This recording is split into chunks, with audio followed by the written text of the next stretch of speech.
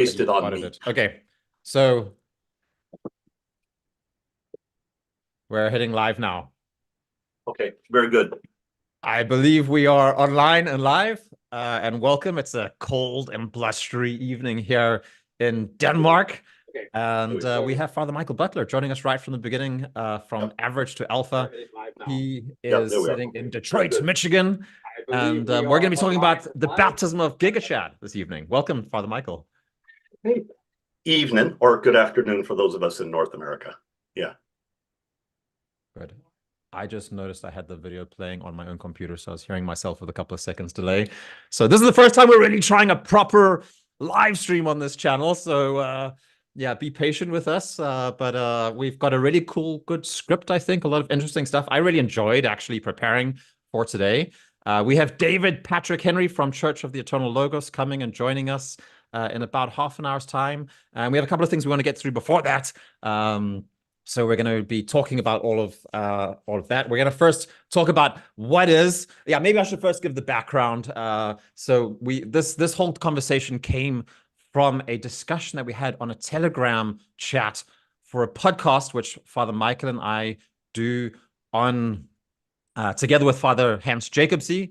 It's called As Iron Sharpens Iron, and we spoke about Jay Dyer, this fairly controversial figure in some cases, I guess, for some people. And we're talking a lot about the ups and downs of this whole orthosphere and what it means and stuff like that.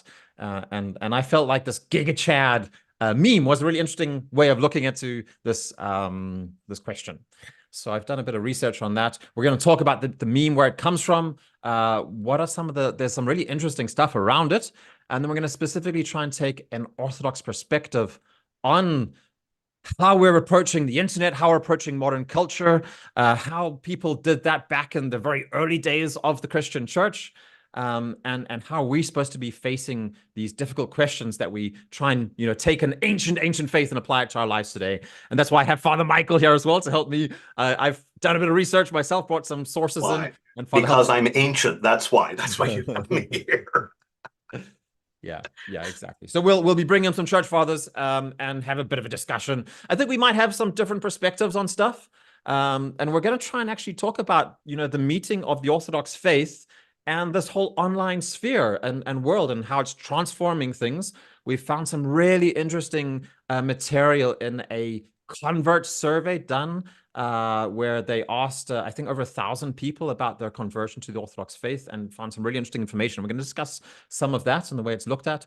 And then we're going to look at a bit of this discussion around the orthosphere and Ortho Bros, which I think Father Michael and I look at from slightly different angles. So that's going to be also good to have a proper conversation about that.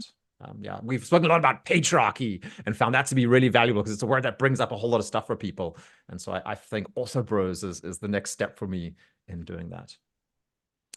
So anything to say before we start digging into all of this, Father Michael? No, I don't think so. Run with it, man. I'm looking forward to it. It's going to be good. So the Chad meme is where we're going to start. What is it? Where does it come from? What on earth does it mean? So originally what I found is the first time that this was kind of came up, and I'm going to share my screen here, there's someone made like this website called the Lincoln Park Chad Society. And this was something that apparently in Chicago, the word Chad was used as a kind of derogatory term to refer to a guy who's born in, a good money family with everything served for him. And it's kind of like it's very pejorative, negative approach about a guy who kind of goes to gym and works out, has big muscles, but maybe not the biggest intellect, and takes the things that he's been given for life very much for granted or something like that. So doesn't really appreciate what he's got.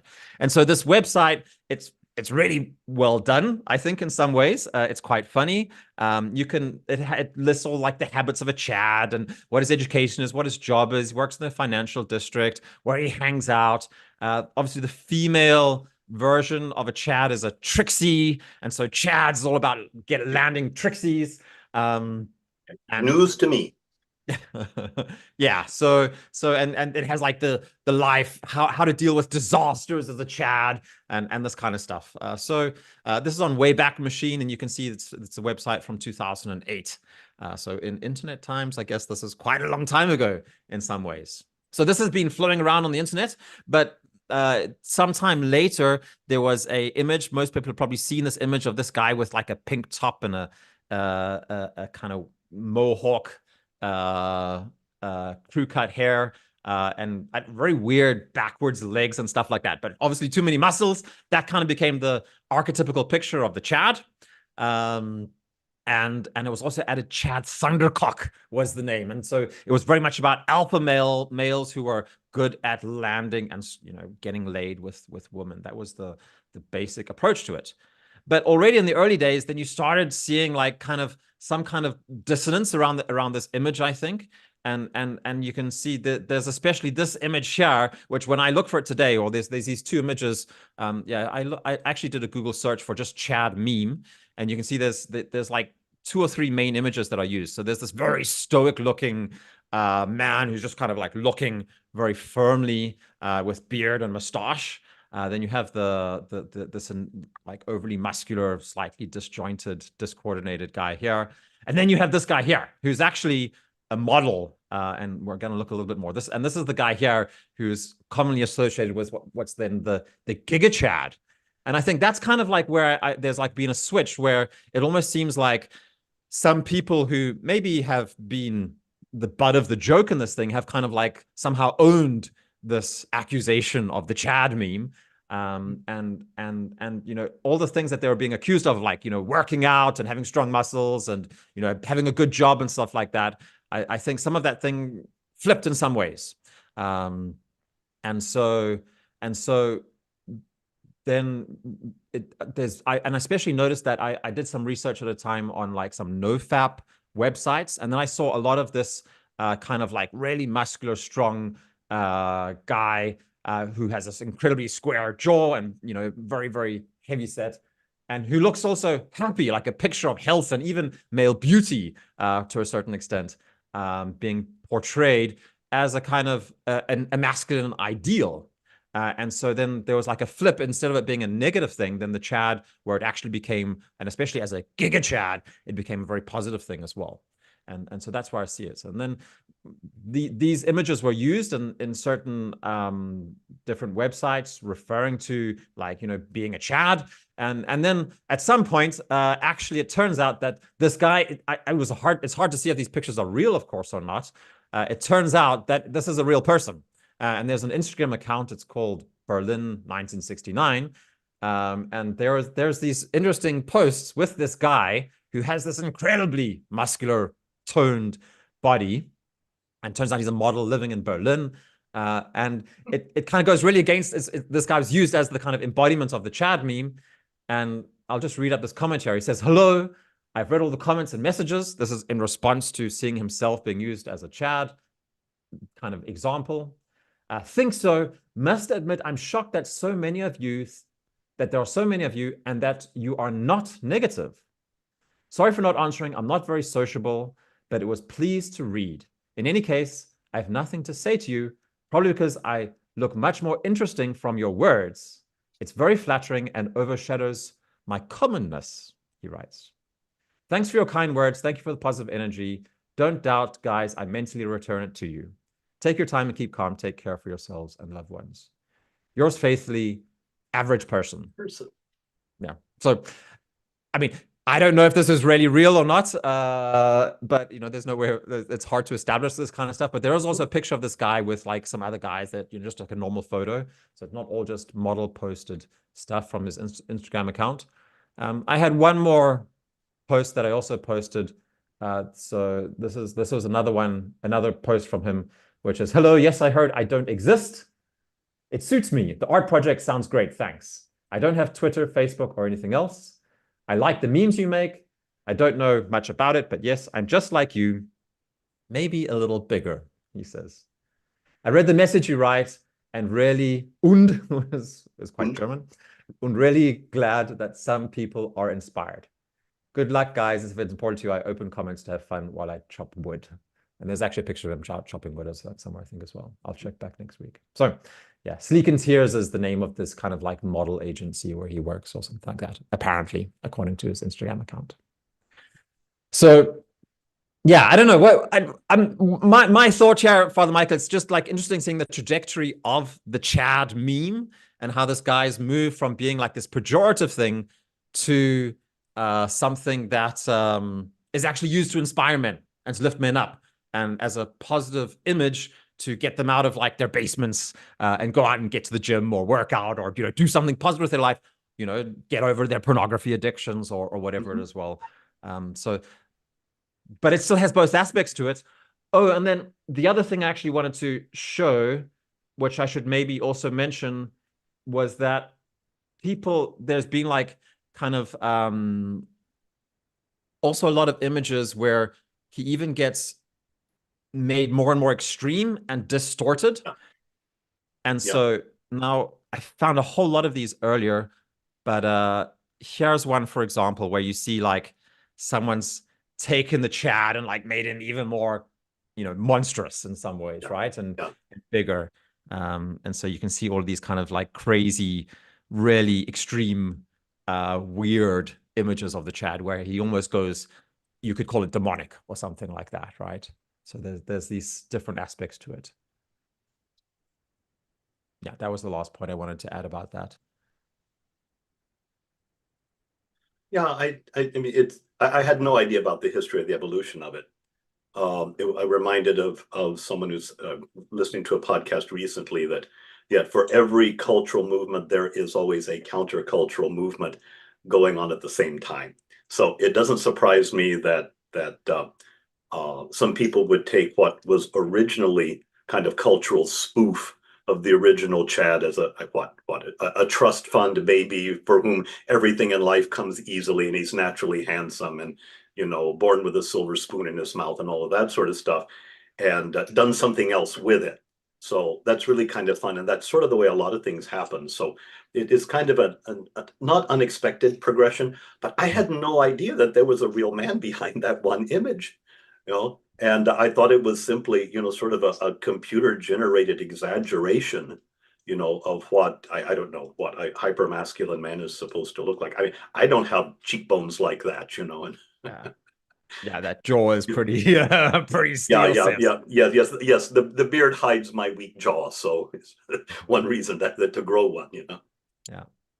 But that's really interesting what you say about like, there's always like for every cultural movement, there's a countercultural movement or something like that. Yeah. And then that's why we found the Orthodox faith as well, right? Because, and I think that's been a major theme actually in my kind of exploration of the orthosphere and the meaning of the internet and Orthodoxy, is that there's this kind of tendency for polemical division and fighting in the culture wars. And what I've really seen is how, like the liberal progressive movement in the politics of our society needs the conservative kind of like, more critical family values people in order to create this big game of entertainment that we're all watching and fascinated by. Yeah. That's actually it's just a one-way street. And there's some foundational assumptions that they're all in agreement about. And, yes. and that's why we're actually going to go over to the Orthodox faith now and looking at the church fathers and looking at some writings of the church, which I think create like just another layer of perspective, another they add wisdom to these polemical fights, which don't seem to get out of there as well, and that's what I'm hoping to use this thing for. So let's go over to that. So I've brought out a couple of different quotes from various church fathers, and I'm going to read them up, and then I think, Father Michael, you're going to have some more stuff to add, and we can dive into that as we find it. The first one that I found, me having a quotation from the fathers, pshaw, when is that? Yeah, well, you're just like the walking encyclopedia for me. I've had to sit for a long time and figure out what's most relevant, but let's see what else comes out through all of this. So first of all, we're going to start in the Bible. I think that's obviously the most central part. And the verses that I really thought was relevant was from Acts chapter 17, where Paul is in Athens. St. Paul is in Athens, and yeah, I'll just read up the text and then we can take it from there. So then Paul stood in the midst of the Areopagus and said, "Men of Athens, I perceive that in all things you are very religious. For I was passing through and considered the objects of your worship. I even found an altar with this inscription, 'To the unknown God.' Therefore, the one whom you worship without knowing, him I proclaim to you. God who made the world and everything in it, since he is Lord of heaven and earth, does not dwell in temples made with hands. Nor is he worshipped with men's hands, as though he needed anything, since he gives to all life, breath, and all things. And he has made from one blood every nation of men to dwell on all the face of the earth, and has determined their pre-appointed times and the boundaries of their dwellings, so that they should seek the Lord in the hope that they might grope for him and find him, though he is not far from each one of us." So maybe we'll stop there. So yeah, my thought here, Father Michael, was the first thing Paul does is he compliments the Athenians and tells them, "I see how you are very religious." And I think he means this in a positive way. Today, a lot of people see this as an insult, right? But certainly as Orthodox, we can appreciate it, of course, in its original meaning. And what I see if I have to compare it to this GigaChad meme, I see that there's an appreciation of strength. And then what Paul does is he points out that their idols are made by human hands, and God is actually far greater than that. He's spirit. And so I think in men's appreciation of strength, there's a tendency to become fascinated by physical forms and physical strength, but there's a deeper and higher level of strength, and which is what we in Orthodox are pointing towards, which I see actually this GigaChad meme being used for and being orientated towards. In what way? Say more about that. Well, so there's, for example, a couple of channels, Orthodox channels, who are using the GigaChad meme. I don't have a lot of the examples ready, but I think Kyle Orthodox has used it, and then I think especially these guys, the Orthodox Meme Squad. Oh, yes. And so these guys are kind of creating content which really blurs the line between what one would consider to be traditional Orthodox content and just normal, it's like they're using like very kind of like heavy electronic, worldly music, I guess, or something like that, and using it lots of images and combining it in kind of psychedelic things, often 1-minute videos with a very short little quote. But I would say generally portraying a very masculine, very strong form of Orthodoxy somehow. Okay. Yeah. I knew them years ago. I think when they first came out, I think I followed them for a while because they were doing some really cute stuff. And yeah, I think if you're young or if you have a certain quirky sense of humor, like maybe I have, you could really appreciate some of this stuff. And I appreciated their early work, though that was back in the days. This is going to date me, but that was back in the days. I remember I was also looking at Orthodox Grumpy Cat. I don't know if you remember Orthodox Grumpy Cat. I've never seen Orthodox Grumpy Cat. No. Okay, now just scribble it down. You'll have to look him up later. But it's this cat with this sort of frowny face, and it was superimposed, like on inside Orthodox churches, and would say just outrageous things about about Orthodoxy and whatnot. Anyway, I love Orthodox Grumpy Cat, and I remember at least the early work of Orthodox Meme Squad. I found really very entertaining. This is the first I've heard of them in ages, though, so I don't know what they're doing in the last several years. But to the point of doing very masculine things with regards to Orthodox imagery and all,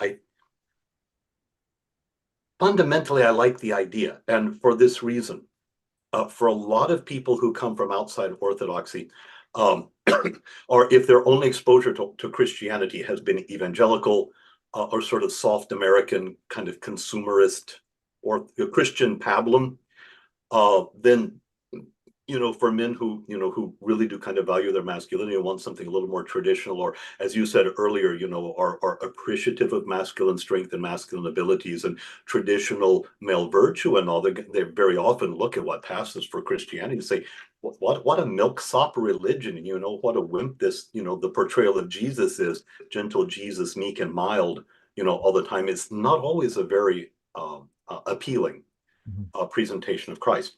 And so, I've heard it said for years, and I've repeated it myself, that for a lot of people, young men especially, they find Orthodoxy sort of the Marines of Christianity. And I think one of the reasons a lot of young men are coming to the church these days, and they're coming to my congregation as well, is because there is not only the traditional element, the fact that the church doesn't change its doctrine, we're very clear about what we believe, but there's also a lot of structure and orthodoxy of any Christian denomination, or excuse me, we're not a denomination, of any Christian group, is not going to criticize a man for being male. In point of fact, I think there is a real recognition and appreciation of traditional male virtue in Orthodoxy. Male or masculine as well, which is increasingly just as much the case, right? Like and there's a real appreciation. Masculinity is appreciated. Manliness is appreciated. Yeah, I think it generally is. And so that's part of the attraction that Orthodoxy has. Basically, you don't have to turn in your man card to become an Orthodox Christian. And I think that's a great comfort to a lot of men who come looking for a way to express Christian faith. And they want to believe in Christ, but, they don't want to sort of wimp out to do it. And so I think in that respect, I think there, these memes and even the GigaChad meme, I think can do some good. I think it does appeal particularly to when it's, it's addressed to a younger crowd. It says, you can be strong, you can be male, you can be masculine, you can have courage, you can have virtue. You have Jack Donovan's tactical virtues. You can be courageous and have mastery and have loyalty and, and genuine skills and all. And you can do that. You can still be a man and you can still be a full disciple of Christ, and follow the gospel completely. Yeah. And I think that's a powerful. But I just have to say, like, the fact that you're still having to refer to Jack Donovan, right? Like, he's the role model. He's the guy. We have to use people like, Jordan Peterson, Andrew Tate. Like, we still need to, there's still work to be done, that we don't have the in-house men from the Orthodox Church, like Orthodox men who are those, seen as those things. Like, the verse I really, as I was reading it, was so interesting. What St. Paul, well, in that book of Acts here, St. Paul says, that in the hope that we might grope for him and find him, though he's not far from each of us. It's like, I really find like men are groping and looking, and God is close, and they know it, but they don't know where to look, right? And the image of Christianity that's put out there and presented and so widespread is that of weakness, right? And so back off. Give me a little time. I'm actually working on this, working out, unorthodox expression of very traditional masculinity. And I'm not doing it by creating anything out of whole cloth. Far from it. My PhD is in church history and patristics. I'm mining the fathers for texts from the fathers that speak precisely to mature masculinity, to Christian virtue, to courage and to self-restraint and to prudence and to justice. And all of those sorts of things as positive Christian virtues, and they are. And I think it's there in the church. For example, I was surprised when I started working on the 4 cardinal virtues, the 4 classical virtues. I just started, looking for patristic texts just to get a feel for what was out there. So I picked up the 1st and 2nd volumes of the Philokalia. Do you know those 4 virtues are on, I don't know how many pages? And I never noticed that until I started specifically looking for it. Then I found all of the fathers presume, and John of Damascus says explicitly, courage, restraint, prudence, and justice are the 4 foundational virtues on which every other virtue is built, including faith, hope, and love. So you can't begin to be a good Christian man if you don't have fundamentally, Christian masculine virtues underneath you to build on and to stand on to build that edifice of faith. You can't have supernatural virtue without the natural virtues, as they say in the Middle Ages. And this is simply here in the tradition. I think it's all there. It's just not been drawn out or underscored or brought to people's attention. Yeah. it's No. been hard for me to And the actually only gain reason access I to it as quoted well, I Jack would say. Donovan was because I'm an inveterate old academician and I was citing his 4 tactical virtues. So I had to Yeah.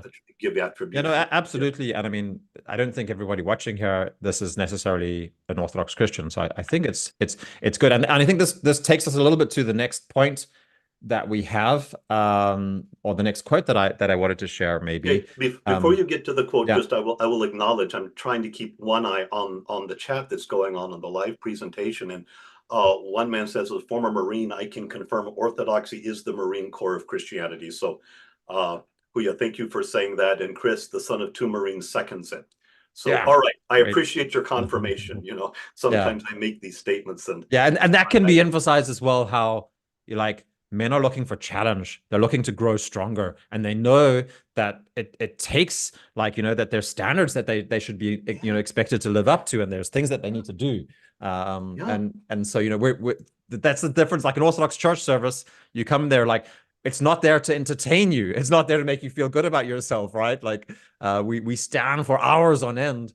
And we're you know, it's not a very heavy burden, but it's a training to focus your attention. And it's not always like the easiest thing to do, you know, because our attention wanders and goes all different places. And so, you know, if we do an all night vigil for the great feasts, which is something that been trying to do for as many of the feasts as I can this year, I really notice how I'm immersing myself in this greatest story of all time by living through it, through that night of doing an all night vigil that's dedicated to a specific story from, you know, the Christian account, and how that kind of like really just gathers my own life together to create it into, to make it into a part of that story as well, and how all the different aspects of mine that are unintegrated can get integrated through living through, you know, that slightly difficult effort of doing that. And I think the effort is one of the, I know I converted, I was received into the church 40 years ago, earlier this month.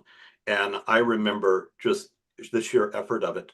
And the fact that the worship was so physical, almost kinetic, all of the time, to stand and to bow and to prostrate and to cross myself, and was so sensual. You know, you smell the incense, you taste the bread and wine, you smell the oil of the chrism, you know, you venerate the icons. Everything was so tactile.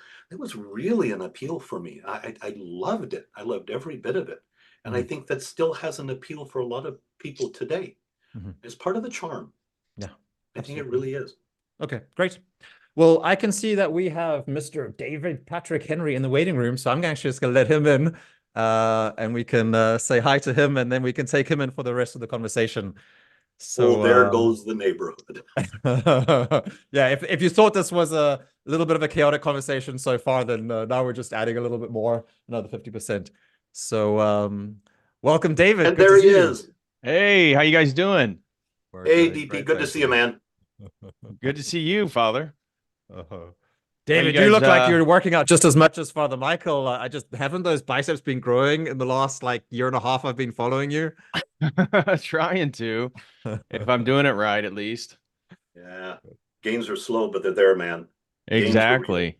Yeah. How's your workout routine going, Father? Oh, poorly these days. I had a real bad impingement in my shoulder. I was 3 months in physical therapy for Oh it. no. So a lot of upper body strength I lost, but I'm sort of getting back at it now. You know, Yeah, because you've stopped competing now, correct? I think I've stopped competing completely. Last prep was murder, and I am registered to start judging this year. So I'll be doing some Oh, shadow judging, and when I complete the training, I'll be an NPC judge. So it's a way of wow. keeping in contact with the sport, you know. That's awesome. Are you And I don't training up have for to anything diet down specific, David, judge. or is it I'm just sorry. are you training up for anything specific? Like Nope, no, you nope. just Purely for the apocalypse. That's the only thing I train for. Yeah. Yeah, because what when the going gets tough, you know, strong men are generally more useful and harder to kill, right? Exactly. Yeah. Yeah, exactly. That's what motivates me is just the daily news cycle on the southern border, the government, what's happening. It's like that's the motivation I need just to make sure I'm as in tip-top shape as I can be. Oh, Yeah. okay.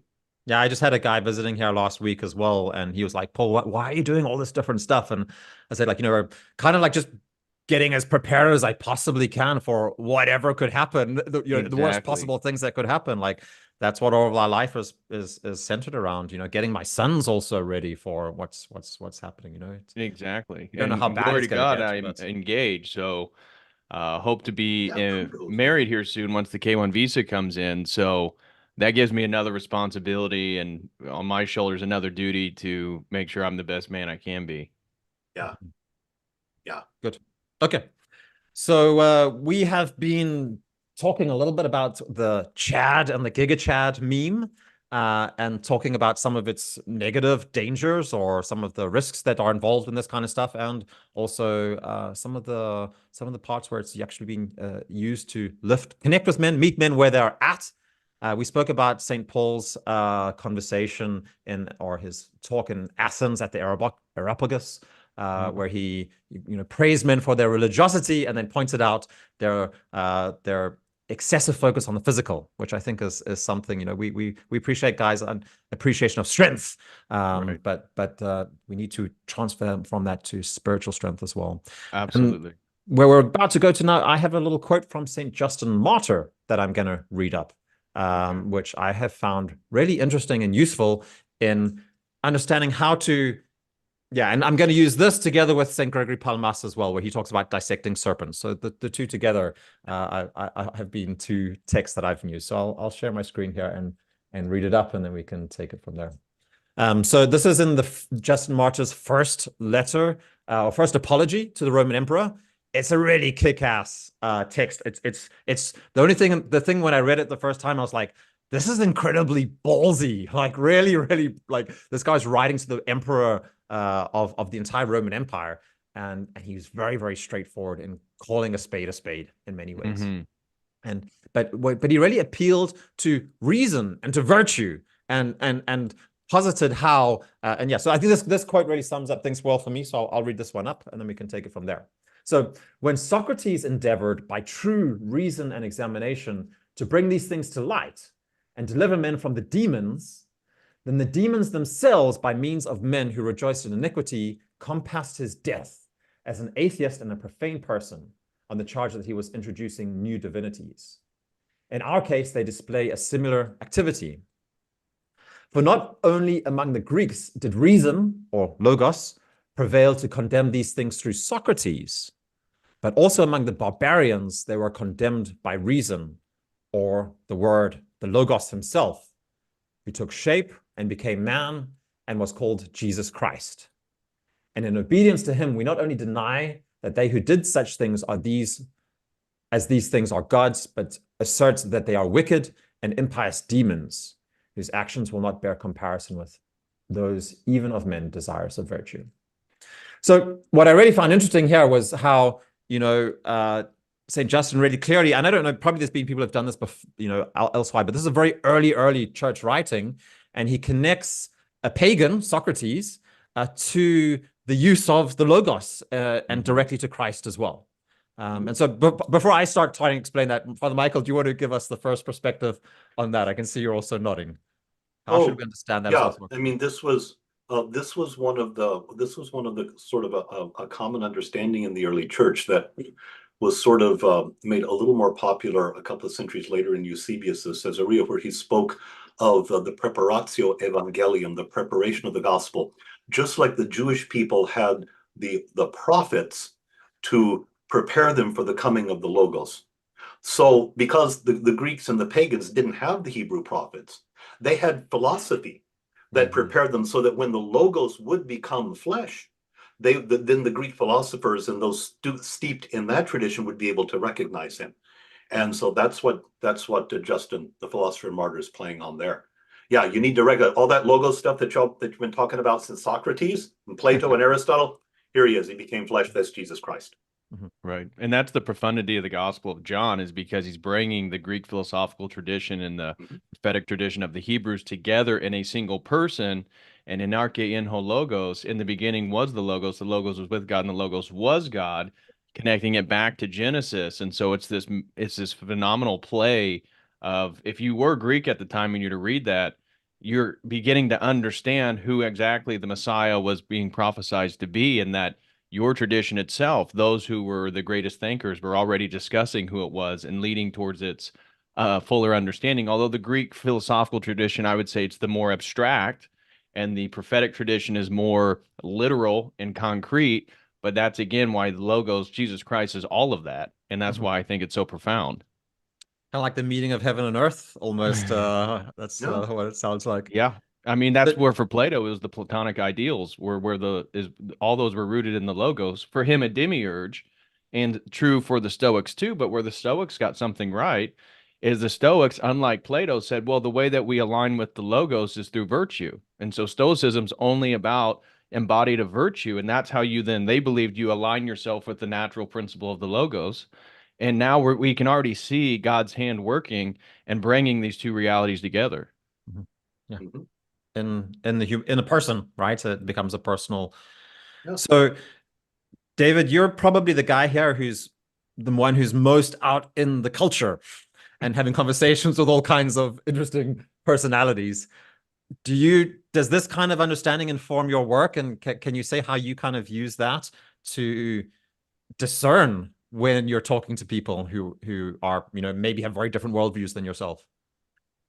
I often refer back to St. Justin Martyr's concept of the logos spermaticos, that there's Mhm. seeds of logos within all the traditions, because it's so common in the 21st century. Everybody wants to believe in perennialism, that all paths lead to the same mountaintop. Mhm. But if you're going to be really critical and academic with it, you're going to say, well, what epistemological framework for knowledge claims are you saying that this in Hinduism, this in Nordic paganism, this within the Greek tradition is all leading to because in their own arguments, they're not leading to the same. So it's like perennialism presumes an objective standard, but they don't ever say what that standard is. Where Orthodoxy, Justin Martyr saying, no, the logos is our epistemic standard. And then from there, we can find truth claims in other traditions. And that's the basis for, Christ the Eternal Tao, higher monk Damascene, showing, well, you see, Taoism got a lot right, but based on what standard? Based on the revelation of the Logos. So God has to reveal himself through revelation. And people think that they can just observe the world, natural theology, natural philosophy, and come to these same conclusions. And the problem is, well, you're already presuming way too much, because you're borrowing all this stuff from Christianity without ever saying where you got it from. Mhm. Yeah. Oh. So I had a conversation with Jay actually just before Christmas, and we were talking about how to understand the biblical account of man and woman in Genesis. Mm-hmm. And he said to me, you basically, it all comes down to, do you actually believe in the truth of Genesis 1 and 2, or, the first stories of Genesis? And then he referred to his father, Seraphim Rose. And I knew about the existence of, I think it's called Creation, Early Man, and Genesis. But I hadn't read it. And so then I've actually now read the first 550 pages of 757, I think it is. And that's been quite a trip for me, actually. Mm-hmm. That's been actually really insightful. And I think the biggest thing is exactly what you mentioned, David, is that there's so many foundational assumptions that underlie our the way we go to the world that we don't even notice them. Right. And there's a radically different epistemology and that as opposed to the naturalistic methodology that we have from the scientific worldview that we're trained in from the very earliest years of our lives. Right. And that's where we get Sam Harris, who then, his recent conversation with Jordan Peterson is their agreement that evil exists. Well, Sam Harris and your materialistic atheistic worldview, what's your delineation of what evil is? And he can't make a claim. He can say that, oh, well, what happened to Israel in October? Well, that's terrible, and that's the face of evil.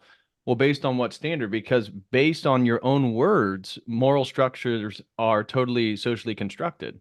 So if they're socially constructed, then how can you say yours is better than an Islamic world or a pagan world or the Scythians? How can you? Well, you can't. So he gets to borrow aspects of the Christian tradition, rejects the Christian tradition, mocks Christians for their faith, and then makes metaphysical claims like good and evil. So how do you do that?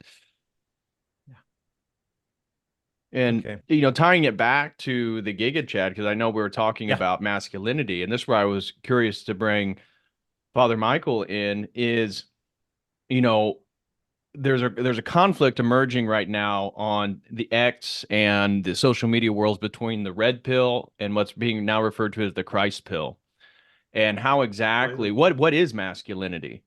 And we're seeing that the red pill has a lot of descriptions about the state of dating, marriage, that are factual. You know, the court systems against men, divorce rates are highly initiated by women. You know, women have much higher rates of promiscuity than maybe historically they did. But what then do men do? And there's this rift that's beginning to get larger and larger, larger, is that the Christians are saying, well, then men have to become masculine, traditionally masculine, but virtuous. And the red pill is saying, well, no, you need to adapt to the way that society is, and basically conceding ground to feminism, which then they also hate. And so many red pill guys are saying, well, you know, don't get married till you're 35, till you make six figures, until you've slept with 50, at least 50 women. And in the same breath, they'll condemn women for having high body counts.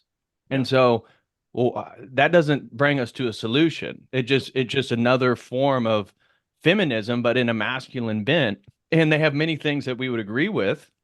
And so I think the GigaChad is interesting because it's been appropriated by both groups. But what exactly masculinity is and how men go about finding a wife, I think is really interesting, because one of the things that some of the Christian guys have took umbrage with my advice is that you have to be worthy of submission.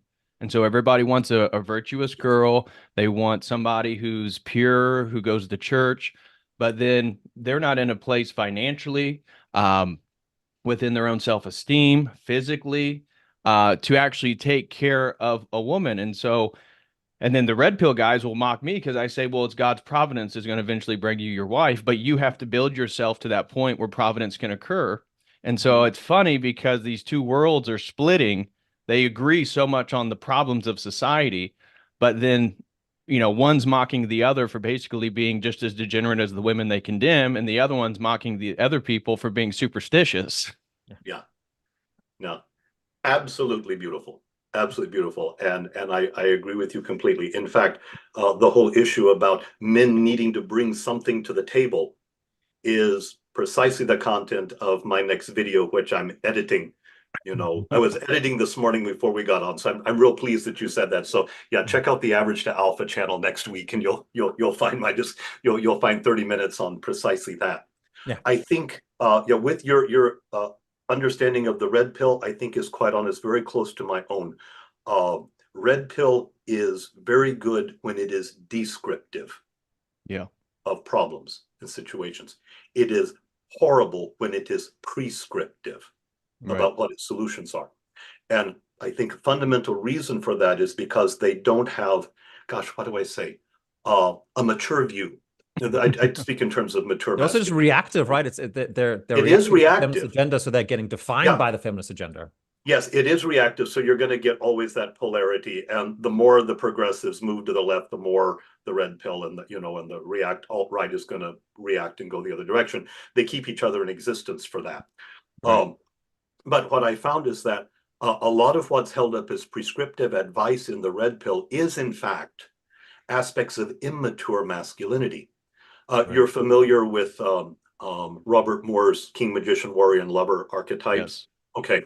If you look at sort of one of the pet memes in the red pill of dark triad personalities that's held up as an ideal, what you find is that sadism, Machiavellianism, sociopathy are in fact bipolar shadow forms of king, magician, and warrior. In fact, they are the overinflated bipolar shadow forms of all of those archetypes. They are not mature expressions of masculinity.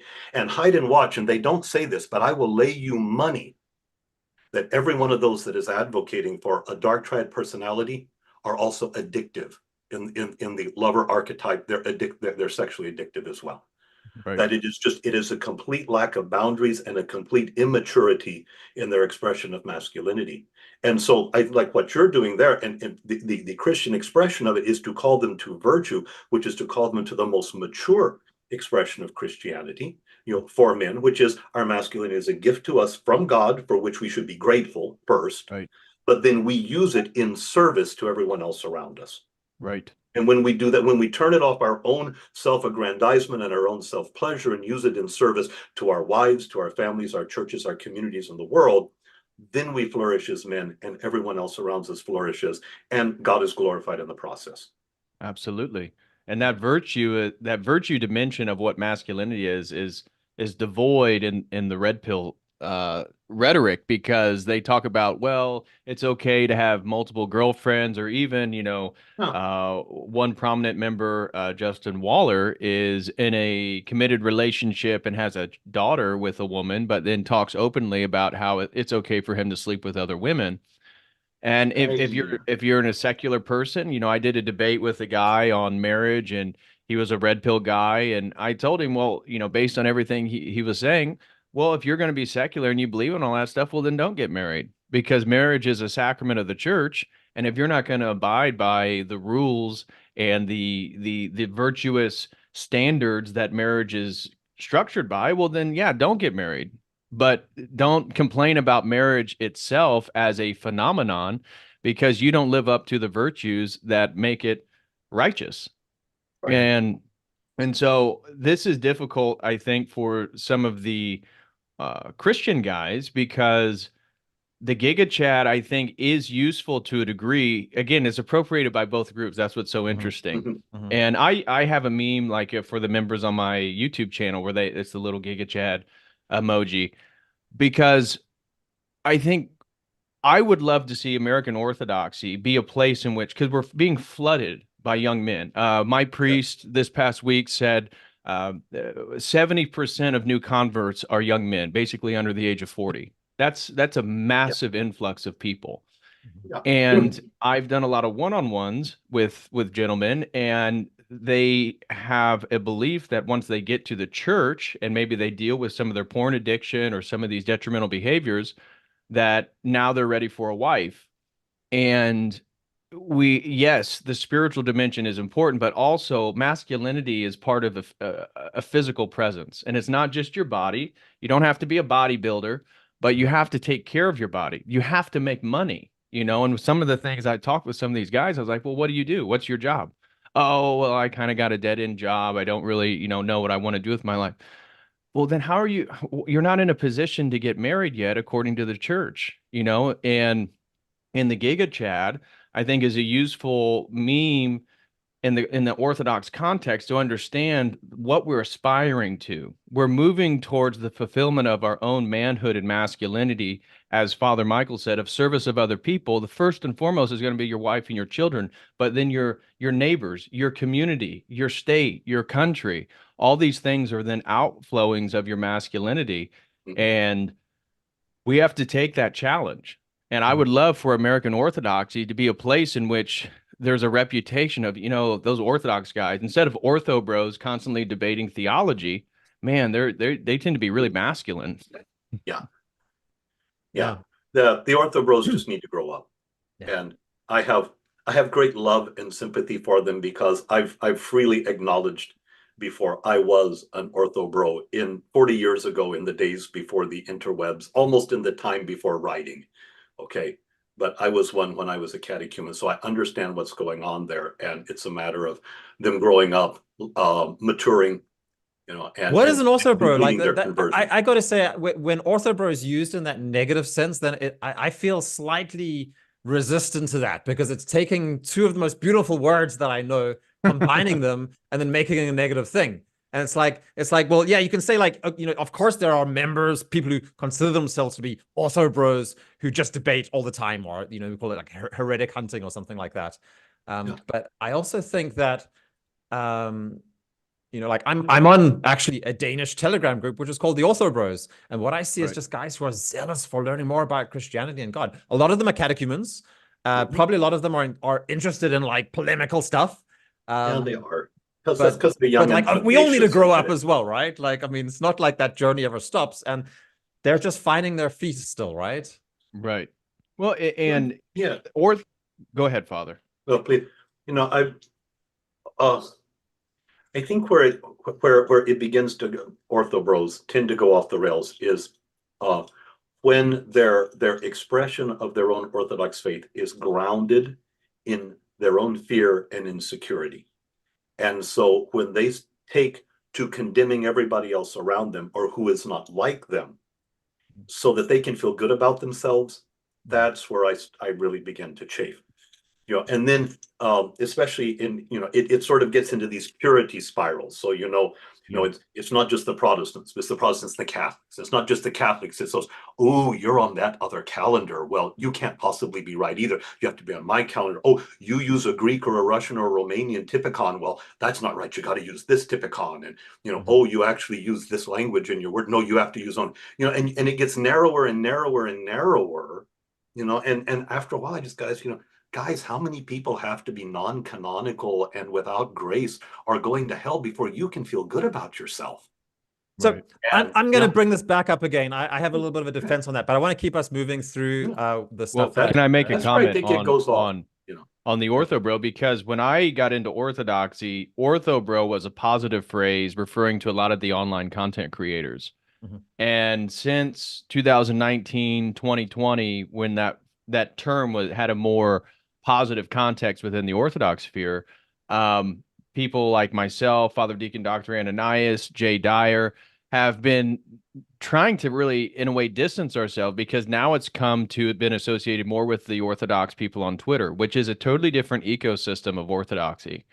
And it's all about, as Father was saying, sort of doing these apologetics with people online. And I agree with most of what they have to say in regards to theology, but I've said that they take the truth of Orthodoxy as a baton and then they try to beat people with it.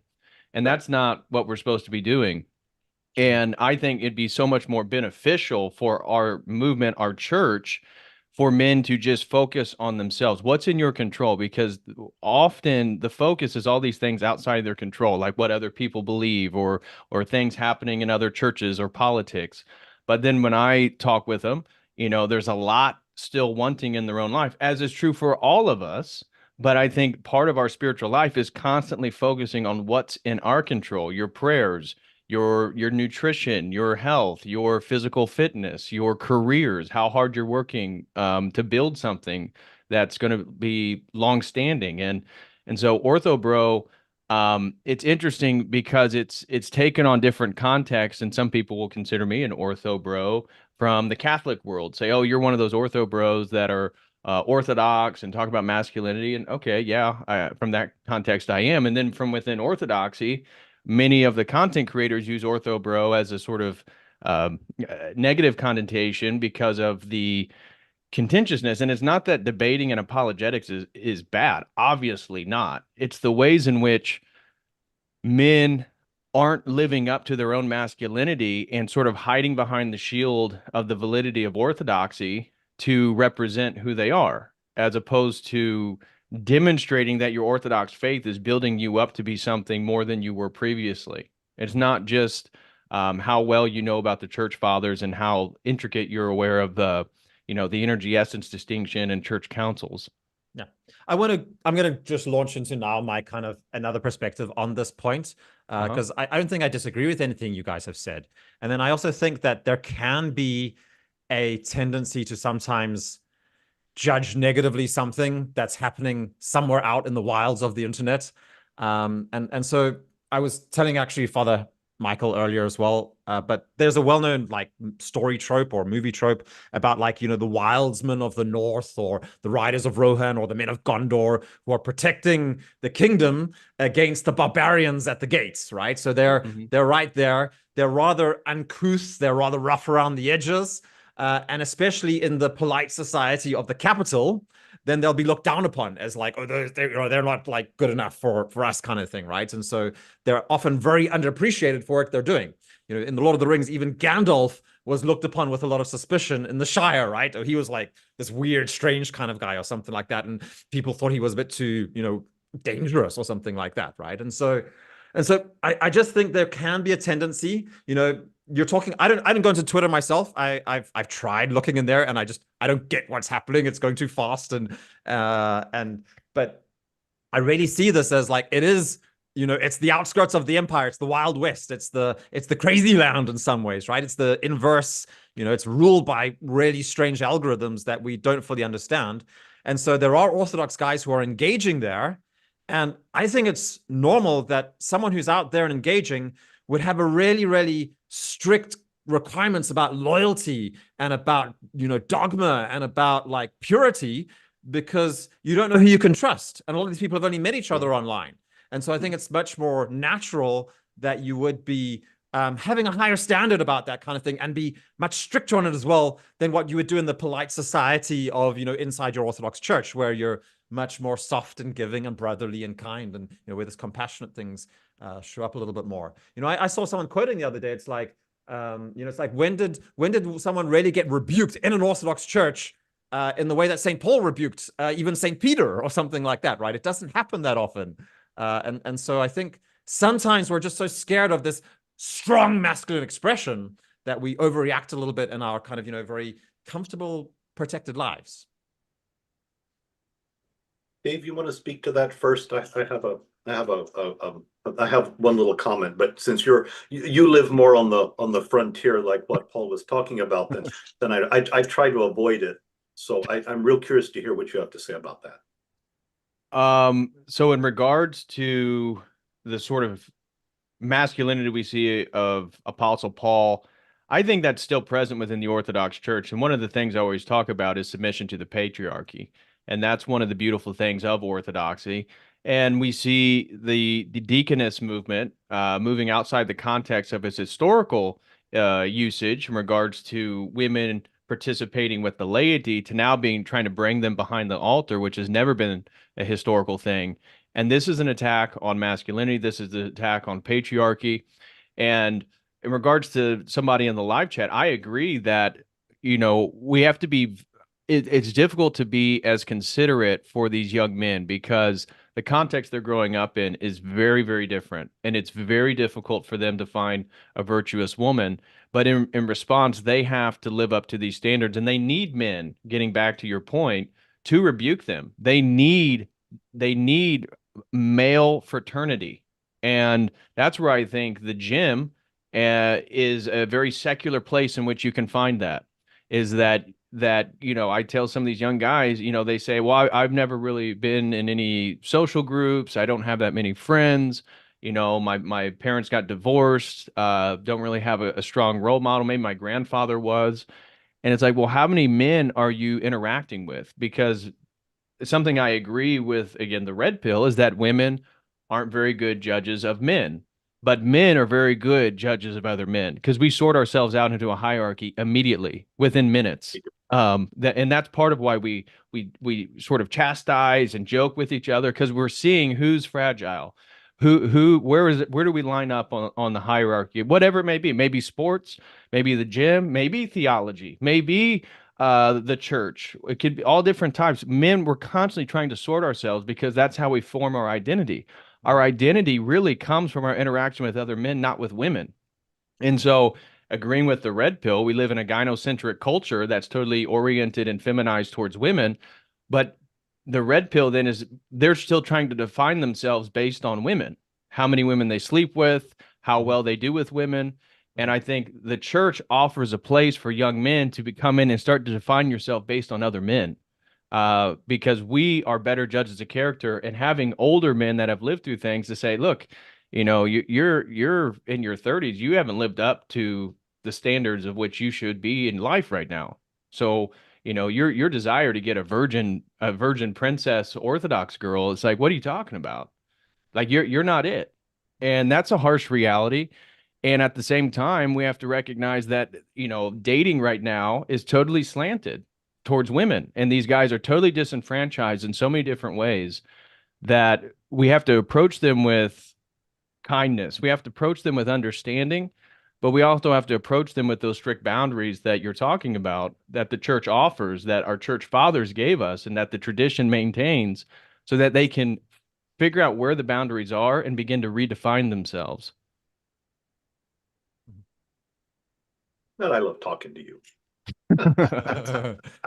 Yeah, a lot of good I truth really bombs do. there. Thanks for David. That was great. Yeah, I think the only comment that I would add, which is slightly different perspective, and again answering, you know, Paul's metaphor of, you know, sort of the rough and ready on the frontiers doing the dirty work and slogging it out. I agree with that. I think the only thing that I would point out is that regrettably, the social media world isn't just the frontiers. It's rather more like urban warfare. Mm-hmm. And while, you know, some are enjoying slugging it out, and I personally gave up debating years ago. I just never really had a strong stomach for contentiousness and debate. I don't mind a good discussion, but I'm not going to debate and, you know, and quote fathers and thump the scriptures the way some like to. I find no pleasure in it. But the problem is that while some are having a slugfest, you know, over some obscure point of theology, there's collateral damage for a lot of people who come looking sincerely for orthodoxy. And all they find is a bunch of pugnacious diehards, you know, who are willing to, you know, bloody themselves and everybody else around them with seemingly no charity whatsoever. I can't tell you how many I've talked to about saying, "Oh, I thought about becoming years ago, but man, I went online and I looked at some of that stuff, and it's like, oh my God, you know, you people are brutal, you know." And that was the last they ever looked at us. And so, you know, and you know, I say this because I remember when I lived in Dallas, you know, just buckle of the Bible Belt, you know, I realized then, you know, with street corner preachers preaching hell, fire, and brimstone all the time, said, you know, those people are going to have to answer before the throne of Christ for all the people that they turned away from Christ because of an obnoxious presentation of the gospel. Mm-hmm. And alas, I think many of us who are online are also going to have to answer for the people that we have turned away from Christ because of an obnoxious presentation of our own orthodoxy. I think that's a sincere danger.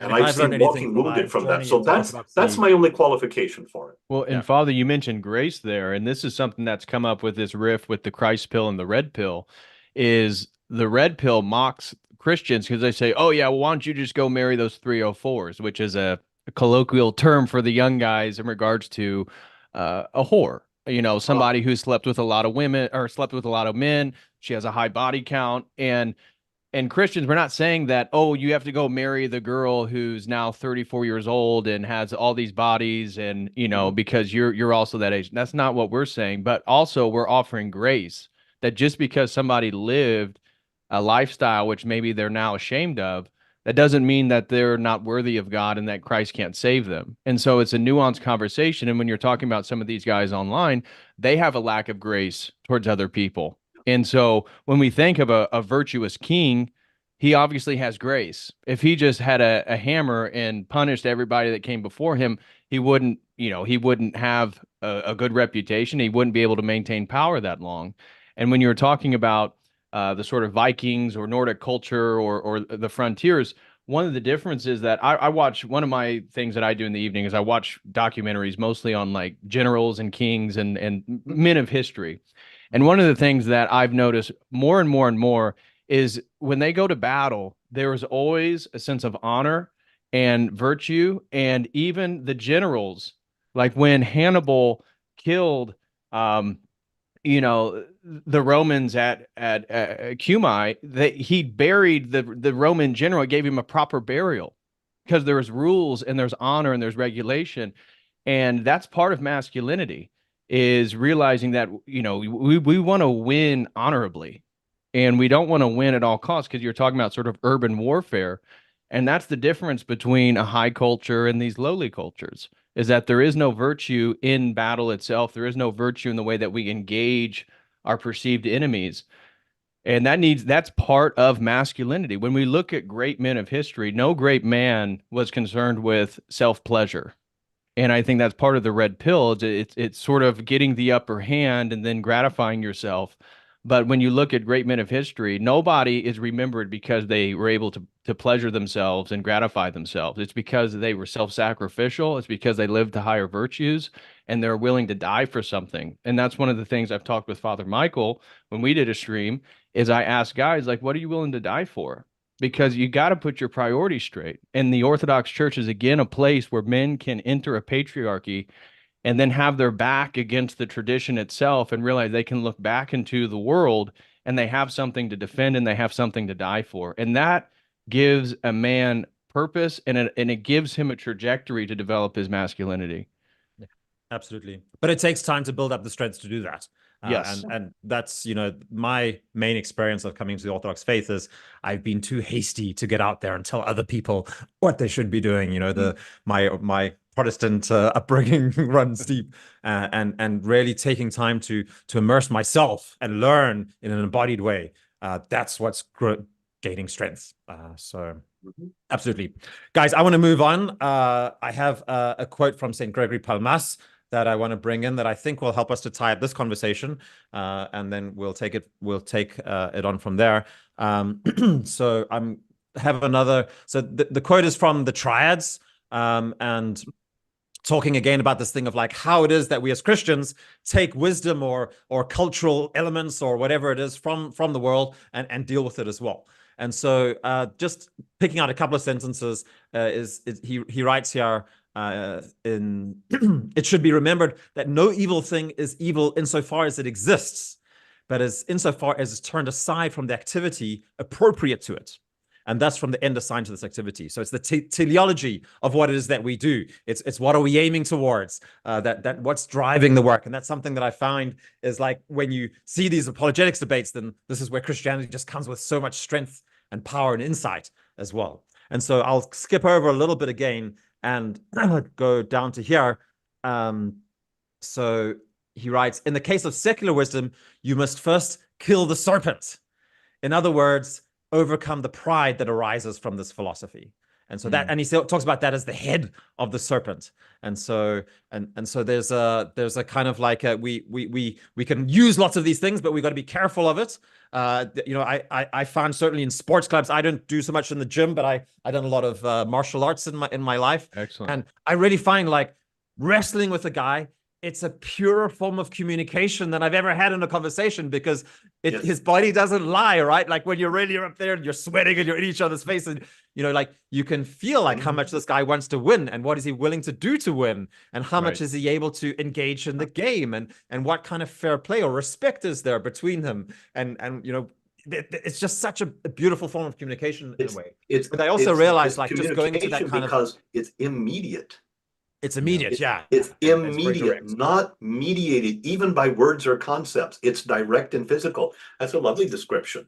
Yeah. Yeah. So, but then there's a necessity still to have like a framework that's about that. Like, why are we doing this, and what are we doing, and what are we actually trying to engage here? Because I can also see guys who base their entire life philosophy on martial arts or on wrestling or something like that, and they land up some pretty strange places, I can say as well. So these things, this is why, when I was talking about I always talk about these things with my wife, actually. I find it useful and interesting. I think I just need to talk to be able to think properly. But she didn't get the idea, like, why the baptism of GigaChad? Like, that doesn't sound very respectful. But what I said to her is like, I think Christ came to redeem the world, and he came to redeem everything. And so it's the ends of things that are important. And so, I think these quotes give us an example of how, like, pagan philosophy can be redeemed. Not the whole of it. We have to cut off the head. We have to get rid of the tail. But there's parts of it. There's parts of the serpent that can be brought in as well. And so I absolutely think, I'm not into the Christ pill versus red pill debate myself too much. But I do talk to a lot of guys who are men's rights activists. And what I see is a lack of a vision, a real lack of a vision.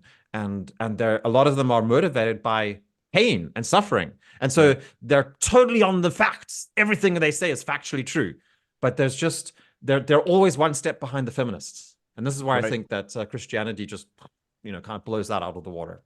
Christ saves. And when you were talking about the philosophy or St. Gregory Palamas's quote, people will see Jay Dyer do what he does, and then they are a catechumen and they want to do the exact same thing, and they don't realize that took decades to build skills. And that's, again, part of the masculinity that some of the young men, they want a shortcut. I've talked about psychedelics being a sort of spiritual shortcut, but they want a shortcut. They don't want to do the hours and hours and hours of work to actually gain a skill that can then be quite useful to other people. And, you know, St. John Damascus, I have his book. He talks about how it's good for certain people to learn philosophy within the Orthodox Church. It's not for everybody. You know, just because you're an Orthodox catechumen doesn't mean you need to go read, you know, the Ethics of Aristotle and read the Republic of Plato and be able to utilize this for your apologetic scheme. But for certain people, that might be your gift. And certain people, once you're baptized into the church and you have your phronema reoriented, then you can utilize all this philosophy for the ends of the church, for the ends of the kingdom. But there's no shortcuts, and it's not masculine to want to take a shortcut. And so that's something that needs to be addressed, is that figure out what it is that you need to do. What is the skill set that God gave you? What are the interests that really drive you? And decide that you're going to spend a decade perfecting it. And it could be you're a plumber. And then in that end of the 10 years, now you own your own business and now you can provide for a family and now you can do certain things. Maybe it's construction. You know, again, in the one-on-ones, I've talked with guys and I've encouraged them to go into skilled labor, acquire those skills. Don't be, you know, you don't need to worry about the university. You know, I'm coming out, God willing, be able to finish the PhD. But when, God willing, I have boys, I'm not going to be pushing them to go to the university, you know, because it's totally inverted to this point. Now, Are you discouraging going to university as well? Would you say you're actively unless they want a professional degree, and they have a skill set for it. But just to go get an undergraduate degree, absolutely not. You need a skill. And men just don't have skills. And how many of these young men that feel disenfranchised, they went and did the university thing. They were pushed by their parents. They thought there'd be a job. There's no job. Yeah. Maybe they went and got a master's degree. There's no job still. No job. It's totally overinflated, the worth of these things. And when it comes to the real world, they don't have an actual skill. And therefore, they're kind of out of luck. And I have a 17-year-old son, and my 17-year-old son, he just dropped out of gymnasium here in Denmark because he's realized that the schooling system really has nothing to offer him in what he wants to learn. He wants to be an entrepreneur. And so he's seen, like, you know, just taking some online courses. He's learned coding. He's learning about AI. He's actually building right now an AI coach. Where we have a lot of conversations about the ethical aspects of all that kind of work. I think he's basically trying to outdo his dad. I have an online coaching group coaching system, so he's doing it, building machines to do it instead.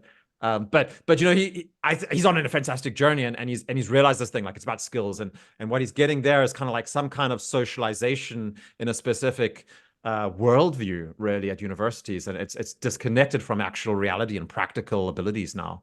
Yeah. So he's like, no, I don't want to waste my time with this. He just doesn't see the point of it anymore. Absolutely, because again, it's all about skill sets, and our schools and the universities, and I'm a product of it. It's all indoctrination. It's about how well you can format your paper. It's all about how well you can abide by the rules. It's not about the quality of the content often. Yeah. And I've noticed that in the PhD level is just getting in courses that are discussion oriented and giving any bit of critical feedback towards another student and say, hey, that doesn't make sense because XYZ, you know, the professor will pull you aside. Hey, you know, that's a person of color and you can't talk to them like that. And you can't say certain things. Really? And it's like, well, I thought you've actually experienced that. My word. I thought this is academia. I thought the point is for, you know, may the best ideas win.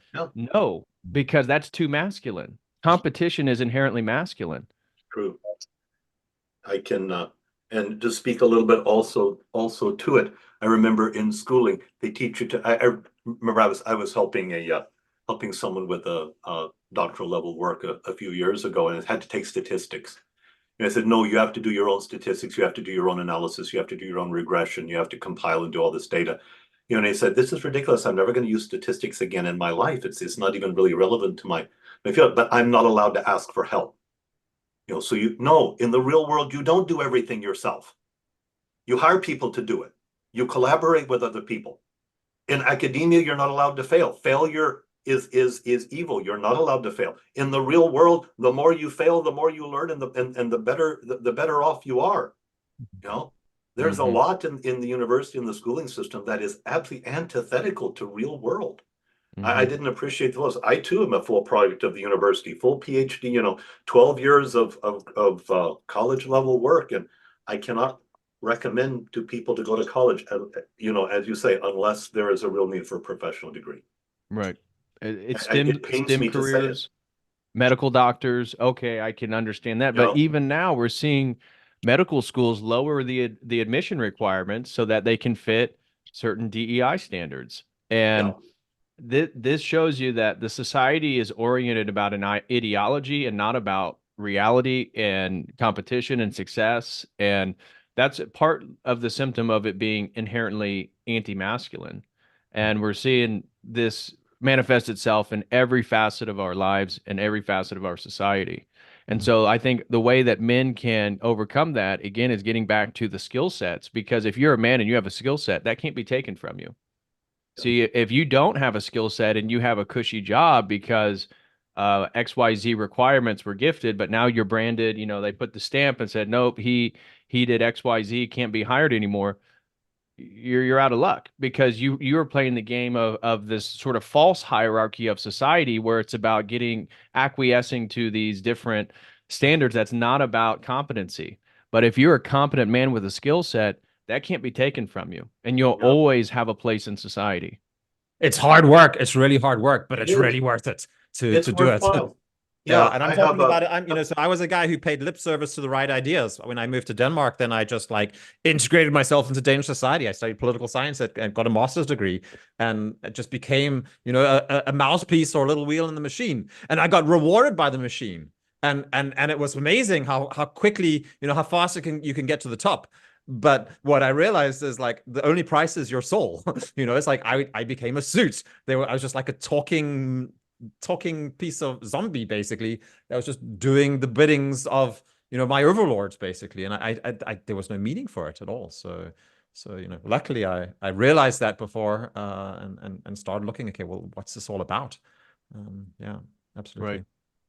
Good. So I want to bring up, I think this might be the last piece of material that I'll bring up. I'm going to skip over some of the stuff I had planned because it's been good conversation. There was a convert survey done for Orthodox Christianity last year by the OCA. Father Michael actually sent it to me. I guess you've seen it as well, David. You know what I'm talking about? Has a lot of numbers about this movement of people moving to the Orthodox faith. And so I just want to bring up a couple of slides because what I see is that this is the first kind of detailed information I've had of what we're seeing is a very large, I don't think we can call it a flood yet, but definitely a growing stream of people, and especially young men, moving into Orthodoxy and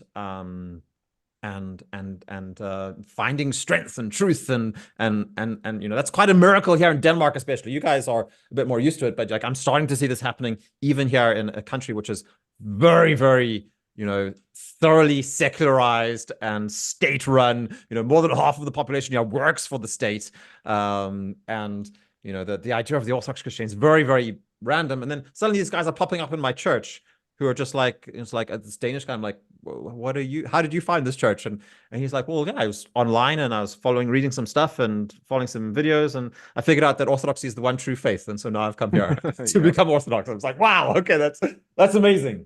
The pursuit of truth, which is, again, a discovery of one's own masculinity, right, is actually trying to figure out what's true. And that's why I think it's so many young men. And there are plenty of young women that are coming to the church as well, but it's vastly majority male. And it's because they're trying to look for something. One conversation I had with my priest, he said they're looking for authentic authority, because men need to figure out where is the source of authority, and we know that is not in the politics, it's not in our societies, it's not in the corporations. That's not an authentic authority. So where is it? Is it Pastor Joe on the street corner? Well, no, he's got a lot of problems, and I looked into something and he's not aware of it, and so it's not Pastor Joe. Where is it? And so they go into church history, they start looking into theology, and then it comes to the Orthodox Church, and that is a beautiful thing. And then that is the door opening again for the larger conversation here, is to then developing themselves and figuring out a fullness of who they are and what's God's purpose. Because people think, well, I had somebody ask me, well, do you think God has your whole life written in a book? And it's like, well, No, because it means that you don't have free will. But at the same time, God has a purpose for you that you have to choose, but you have to become the person to fulfill that purpose. And so in a way, it's both and. Yes, God has a purpose for you, but you have to live up to it. Yeah. And you know, Yeah, I love the explanation that I think Father Stephen DeYoung gave, something along the lines of like, the Bible is the story of God's, the story of God uniting himself with mankind and how he's doing that. And it's the instructions of how you can become a part of that story as well in your own personal life. And so it's that synergy between the two. Yeah. Yeah, but it's absolutely right to DP's point. Yeah, young men looking for the truth and coming. One of the guys who's watching here, the live feed showed up at my church last Saturday night. It's wow. Probably I don't know. We've had this huge influx of people in the last couple of 3 weeks. I've never seen so many people come in such a short time. And you're right, the majority of them are young men. And he says, I've been looking at Orthodoxy and it's true, I want to join. So, okay. Come back to liturgy in the morning, we'll catch after coffee hour too. And sure enough, he did. So yeah, we're having coffee later this week and we'll find out where he is and how I and the church can be of service to him. There's a Swedish priest over in Gothenburg in Sweden who started. He's a convert himself from the Lutheran Church, and he's in the Antiochian Patriarchate, and his church is full of women, like beautiful young women. I spoke to a guy who was attending a couple of weeks ago, and he just said like he walked in and there's just like this long line of these beautiful blonde-haired women all standing there waiting to go confession. So I need to talk a little bit more to him and hear a little bit what he's doing. Yeah, I also said to a couple of guys like, go up and visit Father Michael Feldhammer. Yeah, we should arrange pilgrimages back and forth because I got all the men and they all want to get married. So yeah, if you got churches full of women, let me know. Yeah, we should. And that's been a phenomenon based in my conversations with people is that the Orthodox countries, so when we're looking at Romania, Serbia, Russia, Ukraine, that those attendants in regard to the younger people are mostly female. But in the West, it's a vast majority of men. And so it's like the men are trying to seek refuge from the society, and the women are still there trying to preserve what they have. And that's where there's the whole meme of like the passport bros and going overseas to try to find a wife, which again, I don't think is a terrible idea. Obviously, I'm guilty of that. I found my Orthodox wife. She is of German Russian ethnicity, and she lives in Germany. And I think if that is your calling, at the same time, you can't condemn all Western women. Go to church, develop yourself as a man, and see where Providence leads. And maybe it is a beautiful Swedish girl who's faithful. Maybe it's a girl that's actually in your town that she's watching things right now, and she's going to convert maybe a year now. And maybe in a year and 2 years, you'll be a man ready to get married. And then again, Providence can occur. Yeah, we normally say to guys like, write down a list of all the things that you want in your future wife. And then once he's done that, then take a look through that list, read it, and realize like those are the things you need to do for yourself. Like that's the kind of person you need to be. And once you've done all of that, then she'll come. Then she'll be there. Right. But that's Father Josiah Trinum's advice. Oh, does he? Yeah. Okay. Okay. Good. Yeah, or you can do what I did, which was find a nice devout Catholic girl and convert her. That works too. Yeah. If you can do that. And I've known guys, good Protestant girls, good Catholic girls. But again, to do that, you have to be a man worthy of submission. And I've again talked with young men, even at my parish, and they're getting into the faith. They're catechumens. They have girlfriends. The girlfriend comes to an Orthodox service, hates it, thinks it's weird, doesn't want to come back. And the young men don't have enough self-confidence and enough determination that they're willing to accommodate to anything to preserve the chance to be with that girlfriend, because they're afraid that maybe they won't get another girlfriend, or this is the only girlfriend that they've ever had. And that's another sort of psychological problem due to the lack of self-confidence, is that part of this journey is you have to be, I always use the metaphor of building your own ship, setting sail for the destination, which is your life goal. And then the woman comes, she's your helper. She wants to aid you in that journey. But if you're so concerned that, she's not going to want to be on my ship, I better accommodate. Maybe I can get on her ship and maybe I can steer her ship to my destination. You've already lost. She's not Yeah. going to submit to you. And women innately know that you're not worthy to submit to. And there's going to be all types of problems. And it's not mean that you're again macho or mean to anybody. Of course not. Of course not. But you have to be you have to have a vision for yourself and you have to know where you're going so a woman can decide whether she wants to go with you or not. And so for some young men, that means breaking up and ending relationships. If orthodoxy is the true church and the girl you're with is absolutely against it, obviously you pray, you work on it, you have conversations. But if it's something that's going to be a hurdle, you do not accommodate. Yeah. You tell her where you're going, and if that's too much of a problem, well, then you wish her luck, you wish her the best, and you start building your life. Yeah. And I think for a lot of young men, that is very, very scary because they don't want to lose the one thing that they have, which is maybe a high school girlfriend or something. Yeah. Oh, But if your relationship to the most important thing in reality is dependent on her feelings and her opinions and her approval, then she's going to sense automatically that, you know, you're just like you're not stable, you're not solid. You're just going to like compromise on everything. So she if you stand firm, that's when she can really start trusting you as well. You know, if she doesn't trust you, if she doesn't want to go that way, then, you know, if you're standing firm on what you know to be true, then it's not the right relationship. Then you can count yourself, you know, thank God that you didn't go that way. Right. Yeah. Good. Should we get into these slides? Sure. Wherever you want to go. Bring it up here. So this was done. This is publicly available. It's called Convert Survey. Let me see the Orthodox Convert Survey summary for the 2023 Parish Development Forum. We're not going to go through the whole thing, but there's just a couple of slides that I thought were interesting and relevant to talk about. And so first of all, for me, like, Corona was really a time where people started looking at things more seriously. Either we fell into our addictions or realized that of the risk of falling into, you know, like life and society and the world cracking apart underneath our feet, or we got serious about our lives as well. And so, you know, I had found Orthodoxy and just before to that. reiterate that, I don't mean to derail it, just take a second, but last night I did a stream on an overview of the state of AI, what are called AI sex bots and sex dolls. When you look at the sale of sex dolls, they almost doubled from 2019 to 2020, and they've been skyrocketing ever since. And so you're just to your point, 2020, for all intensive purposes and even a metaphor, you know, 2020 vision, people either dove deeper into their addictions or they went on a new journey to figure out what's true. yeah. Exactly. And coming face to face with their own mortality, I think, shook a lot of people too. Yeah, either they got sick or afraid they were going to die or knew somebody who died or got really sick. I think that sobered a lot of people up.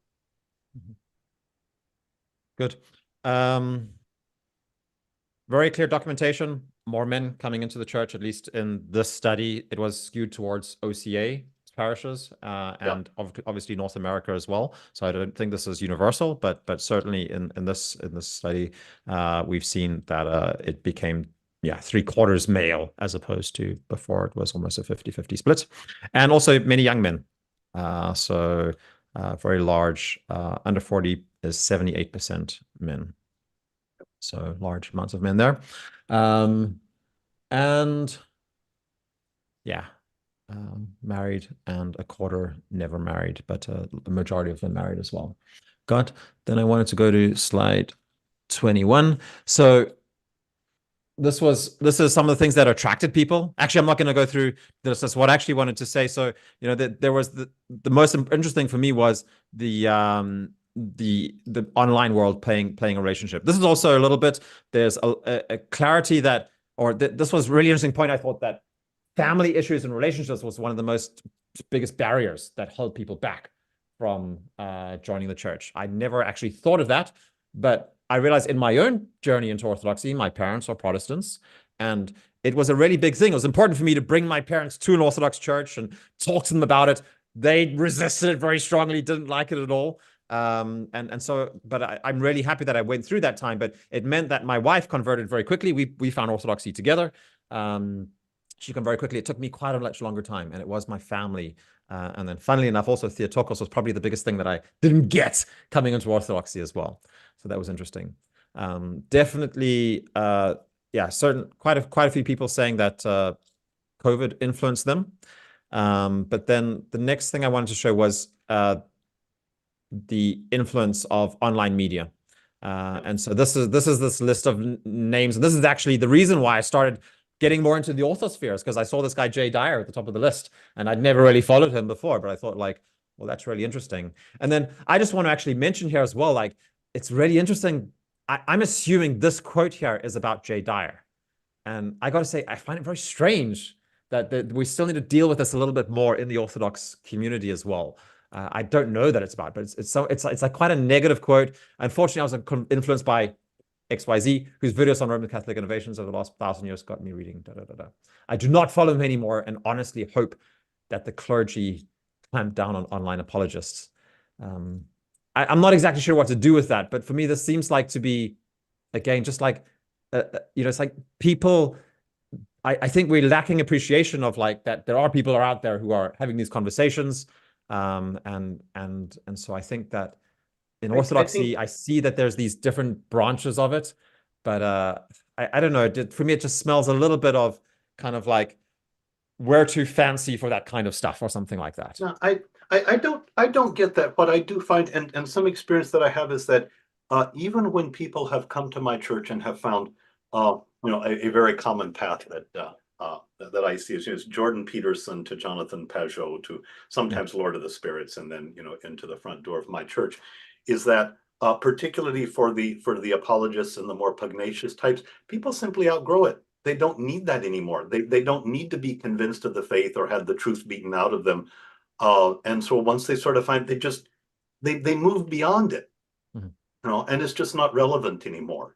So yeah, leave the guys on the front lines if they're going to be out there fighting. I think that's essential. Let them do that. But most people are not going to live on the front lines. They're going to go ahead and pass into the village. They're going to pass into the church. Yeah. I think it's simply a matter of maturing. I think it's also like a matter of the path, because I never got into the apologetic stuff really myself.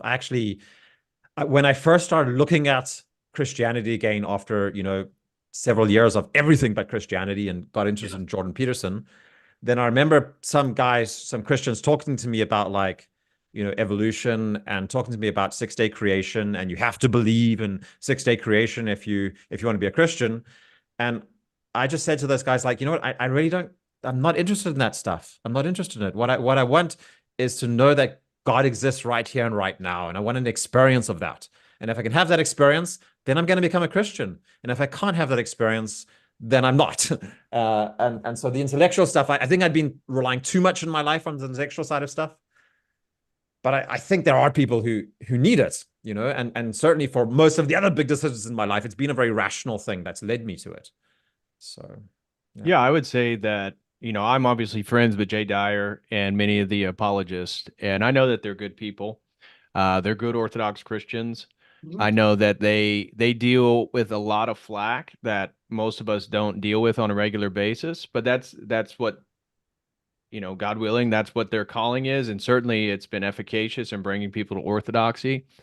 But Orthodoxy is a lifelong journey, and just because you get the arguments right, I think that's the problem with some of the younger guys is, just because Jay's an incredible debater and knows all about Catholic theology and Protestant theology, and he is our number one debater if we have to send him against the best Catholic apologists, well, that's not you. You were just living a hedonistic life, and you're now been quote unquote Orthodox. You're a catechumen for a year. Like, stop. Like, you need to find your place. Again, find your place in the hierarchy. Like, that's not your responsibility. And we also have to recognize that there are some nefarious elements within the Orthodox Church. And when we look at Fordham University and their Orthodox studies, and they're pushing for LGBTQ stuff, their promotion of abortion, their promotion of deaconesses. I've had multiple hit pieces on me, and I don't think I'm necessarily as contentious as others. I don't, but I've been labeled a white supremacist and a misogynist, and they called me an ableist because I tell men to get fit. Fatphobe, they called me a fatphobe, transphobe. And this was all people that are quote unquote Orthodox. And this was a person that was hired. So Sarah Riccardi Schwartz, I mean, she infiltrated a Rokor monastery under the guise of being somebody, a sincere person, only to do a hit piece on them and say that they're puppets of Putin. And so when we look at, again, people condemning Jay and some of the hierarchs, look at Elpidophoros and what he's doing. You know, I saw recently, and I don't know if this is true, but this is what was on Orthodox news, is that many monks at Mount Athos weren't letting him in the monasteries because of what he's doing and what he's promoting. And so we have to know that there's some contentious elements that are very well funded within Orthodoxy to condemn those that are trying to push a traditional Orthodox phronema, and that these young guys are very zealous once they figure out that they can have this. And so trying to figure out that balance, I think some clergy just don't understand the world, again, that these young men are in, and why they become so zealous once they figure out that Orthodoxy exists and that it teaches what it teaches and that they can be a part of it. Yeah. So I joined the military a couple of years ago, and I've what I see is just how incredibly good it is for young men to have strict rules and regulations, many of which they don't understand, which don't make sense to them, but just having to fit into a structure, you know, like on our basic training, you like every time you walk outside of the door, you have to put on your hat, you have to put on a little, if it's after sunset, you have to put a little like reflection, kind of, you know, neon thing around, not neon, but reflective band around your leg, and it has to be on the right leg if you're walking on the one side of the road, on the left leg if you're on the other side of the road. You know, these like little rules, and it trains people, the experience of it as well. And so I get it. And I think, you know, what I love about being with Father Michael's been here in Denmark and joined me in a couple of events that we've organized, and there's a patience and a softness and an understanding to him which just wins people over. And so I see that love of Christ that comes through a man who's been Orthodox for many, many years. And you know, we had a big European men's gathering in 2021, I think it was, where at the end of the retreat, we had 120 guys there or something like that. At the end of the retreat, then we had 3 elders, and two other elders were like very well-known, big international personalities, but all of the participants had to come and get a blessing from one of the elders. And at the end of the retreat, then there was just this, and none of these guys were Christians. Not, you know, I think there was maybe one Christian at the whole event out of all the 120 people. And at the end of the retreat, like 80% of the guys, they all lined up in front of Father Michael. And, you know, there was tears, and there was like, just like, you know, so much. And so he really won them over. And it wasn't by hitting them in the head, by telling them that they're heretics or that they're, you know, pagans or something like that. It was meeting them where they're at. So I really think like at long term, like that's what it is. It's that personal connection with human beings, meeting them in where they are, understanding them, that we can help to do, not the going out and battling dragons right from the beginning. Yeah, and you know, and this is, you know, why I say help them, you know, help the younger guys who want to be pugnacious and want to fight over everything. I get it. Okay, say I was there too. I was insecure. I was scared. I wasn't well grounded in my orthodoxy, and I had to condemn everybody around me and my former confession so that I could feel good about myself. And you know, when I was hateful and angry at my former Catholic confession, God bless them, the good people, you know, Archbishop Dimitri, the late Archbishop Dimitri of Dallas, would not chrismate me until I got past that. I was a catechumen a long time, and I had to outgrow that before he would receive me into the church. And he was absolutely right. And this is why I say, you know, I love these guys. I really do, because I was one myself. And I know that with time, we just ripen a bit. We deepen our conversion. We quit wanting to have to condemn everybody else. And we realize, you know, like the prayer of St. Ephraim, you know, let me see my own transgressions and not judge my brother. And when you can finally get to that point, you can kind of calm down. You quit fighting in the calm boxes online and just spend a little more time fasting and praying and, you know, and serving Christ in your parish. And, you know, that's it. It just takes a little patience. So I have a whole lot, Paul's right, I have a whole lot of patience with young guys. And I love to watch the process, you know, as they mature and they calm down. And usually that's about the time their personality just flower. And you realize just what beautiful souls these young men have. They just needed, you know, a patient and a loving environment to come into their own. And it's lovely. It gets me up in the morning. And as Paul mentioned, you know, you were married when you found Orthodoxy, you had children, you already had those responsibilities, you already had a sense of who you were and your masculinity. And for some of these young guys, Again, they can watch hours of Jay Dyer, who's an incredible apologist, memorize his arguments, and then argue with people all day instead of getting to that point because of the society is so difficult for them and so lined up against them to find somebody to get married and have more responsibility, right? Because really the masculinity, something I've talked about, it's a continual progression of taking on more and more responsibility Yes. and Yes. putting more and more on your shoulders. And they're not ready for the responsibility, but they've memorized the arguments and they're ready to go out and utilize them.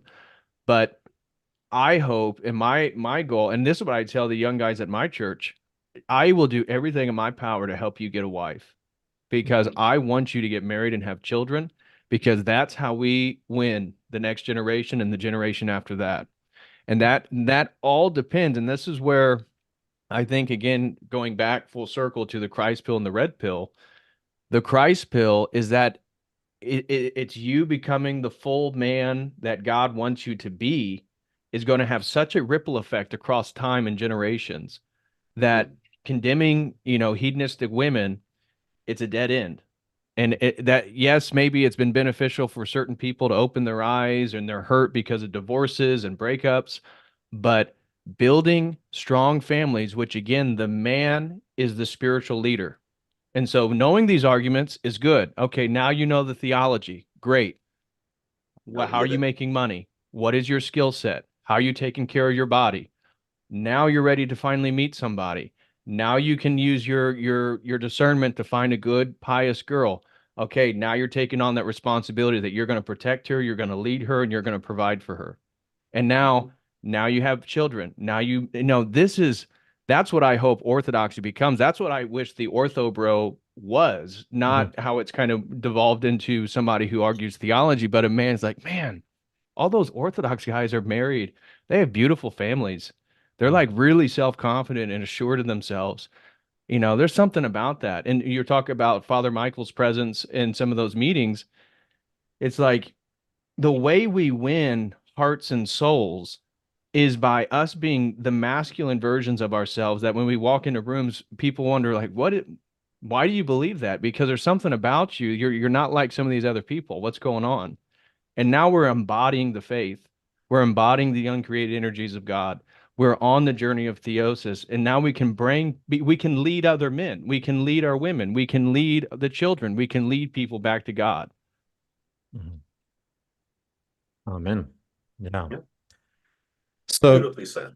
Yeah, I almost feel like well, okay, I'm gonna bring in the last little thing then because this is where I wanted to land and then we'll have some closing comments after this, guys. So the final comment that I wanted to bring in was St. John of Kronstadt, because I thought this is, it's good for us to be able to be strong men, but at the end of the day, we have to know our complete dependency on Christ. And this text really inspired me. I think I'll just read the first paragraph from it. It's fear evil like fire. Don't let it touch your heart, even if it seems just or righteous. No matter what the circumstances, don't let it come into you. Evil is always evil. Sometimes evil presents itself as an endeavor to God's glory or something with good intentions towards your neighbor. Even in these cases, don't trust this feeling. It's a wrong labor and it's not filled with wisdom. Instead, work on chasing evil from yourself. And so this is the massive insight for me that Orthodoxy really gave me, because in the West, we have this real idea. Either we come from like animals and beasts and monkeys or something like that, or we're just like these fallen, depraved beings or something like that. And Orthodoxy, I just love it how we actually believe that man and woman are created in the image and likeness of God. And so evil is just the absence of God. And hell is just, it's just being separated from God. It's that personal decision that I made of my own free will to separate myself from God and living then eternally, in some way like that.